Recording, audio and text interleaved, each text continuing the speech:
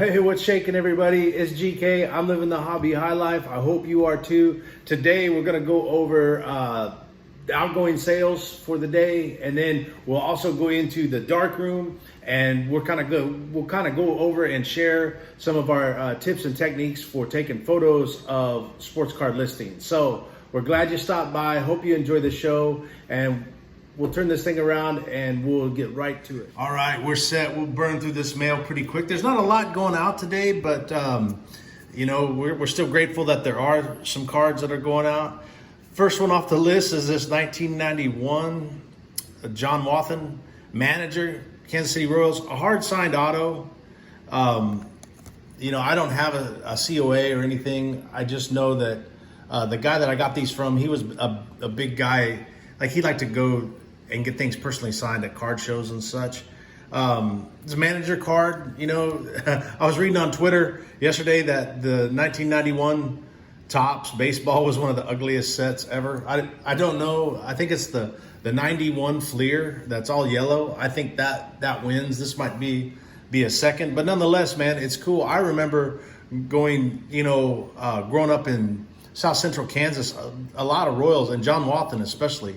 He was a big time signer. He was always at hardware stores and Kmart's, Woolworths, TG&Y, whatever, signing stuff. So that was no surprise. Followed that up with I believe this is 2018. Yep, 2018 Prestige Powerhouse Dalvin Cook. What's cool about that, man? This is one of the cards that in a college uniform I don't mind, like some of these inserts. Plus the Seminoles, man. Florida State just has some real nice football uniforms. And then our last sale of the day, those will both go out PWE. And then we've got a lot of 5 Lamar Jackson cards. They may look very familiar. We just talked about them as incoming mail on the show a few episodes back. And here they are. They're already going out the door. Pretty fair deal on that. You know, like these 4 cards, I think we bought into like an 8-card lot. So there was an optic and a Donruss and I think another optic insert. I think we bought the lot for $12. This right here, these 5 cards alone are going out the door for about $13.50. So good return. And what's cool is the same buyer bought all of them. So we'll put them in a bubble mailer, get them on the way, and then you know, we'll get ready to mail more tomorrow. So we're going to go to the dark room now, man. Thanks for sticking with us. Check this out. Hopefully you enjoy it. If you catch anything that you can learn from, or you see something that we're doing that we can improve on, man, be sure to let us know, man. We appreciate you taking the time to hang out with us today. All right. Hey, thanks for coming along with. I wanted to share some of this stuff. I'm getting ready to take some photos of some cards that we've got in, and just some cards I want to put to market. So one of the things that I wanted to do was kind of share with you what I'm using and kind of my setup for this. So the big thing right here is this light box, man. Like the ability to take decent photos was surely improved with this Palouse light box, and I got it on Amazon. I think like $11.99. It was relatively inexpensive, and it's a USB setup, so it'll plug right in like that. $11.99, and what it allows us to be able to do is take some, you know, pretty decent photos of cards. And one of the things about it, man, is we're learning all the time how to better use it. So we do have a camera stand or a tripod, and I'll kind of explain this. I don't have the model number. I paid like $46 for this at Best Buy, right? So the tripod I started out with was just like a $13.99 one at Walmart, but it didn't last long. Now your photo booth will come with like different size, different colors of mats. I think black works the best. One of the things I always like to do, man, I like to kind of shake that thing out, because believe it or not, man, the cards create a lot of lint, and that black will pick it up. I haven't tried washing these. I also use like some black tissue paper. As you can see, like the desktop is light colored. And what I found out was these lights up here they will cast a glow off of this, and it will reflect on your card, especially like a prism. Like if I put a prism over here, not so much on a silver, but just like there's another silver.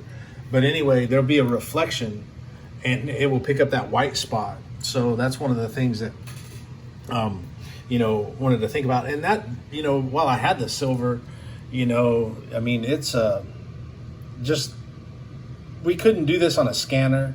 I tried like that holographic effect. It washes out in the scanner. If you're taking like still photos, like if that light wasn't there, I mean, it's just amazing what the LED light does for the card itself. And then of course this is attractive to buyers. So, and what some people use stands. I typically don't. I just set the card up, and I do take it out of its sleeve. Let me set up the tripod real quick. Now I've got the phone on the tripod. That's one thing that I'll kind of explain as well. So, it's in the sleeve. I like to photo it outside of the sleeve. And what I'll do is like, I won't include these marginal areas. What I like to do is I turn my phone horizontal. I don't photograph it like vertical. I have the phone set up like this on the tripod. And then, man, I like to set my settings to square for this. I don't use like photo or any of the other settings. I use square, and what I tend to do is just zoom in, and then I get like it cuts the margins down on the square version, but I like to have it like centered kind of in that picture like that, and see how the light catches it, and try to just get that pattern to where it falls nicely on the card. As you can see, that rainbow will move as I kind of tilt the card. You don't want to tilt the card too far, because then you get like this white, this line there, and overall, that takes away from the effects of the card. So you have to be kind of diligent about, getting it set up, but it allows you some creativity, like there's a lot of different color movements there, and you can kind of set that border just in an ideal position to like highlight the player. And that seems to work pretty decent. One thing while we're here is I wanted to kind of take a few minutes when I am photographing them, and I didn't really so much do this to start. It's one of the things I learned over time, but like card maintenance, I would just pull the cards out of the top loaders, out of the sleeves, throw them up in there, take a photo, and then process the photos. And over time, I got to looking, I was like, man, I could probably do better on the photos, or sometimes there would be like dirt or debris come up on some of these cards. And then like for a silver card like this, one of the things I always do, you have your card sleeves handy, and then a microfiber towel. That might be a little bit zoomed in too much, but like I get like a microfiber towel. And one of the things, you can use that microfiber to kind of clean the card. Now, I will use that sleeve to kind of protect it. And what I want to do is kind of just, with a real light touch, kind of drag the microfiber over the card. I'm not even really putting any pressure, but just kind of going in a straight motion and see what happens. If the card is clean, that fiber should just slide real easily across the surface. If there's any surface dirt or imperfections, it'll kind of grab, and there'll be some tension. Now, don't force through that tension, because you can mar the surface. But if you feel kind of a little bit of resistance, it'll kind of feel like maybe close to worn out Velcro, and you just gently work the surface. You can really clean up the card pretty nicely. So that one wasn't too bad. And then, afterwards, I just try to kind of be cognizant of, see if I can zoom this out without knocking anything over.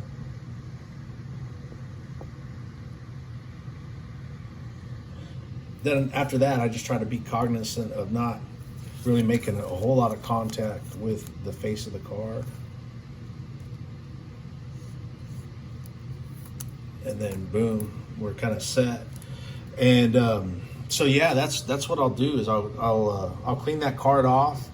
And that the highlight, the LED lights, man, they do a good job of bringing out those effects. Here's a cool card that I found, and this is one of my guys, Jake Plummer. And back in the day, what is this, like I believe a 1999, it says. Let's see that focus. Yeah, 1999.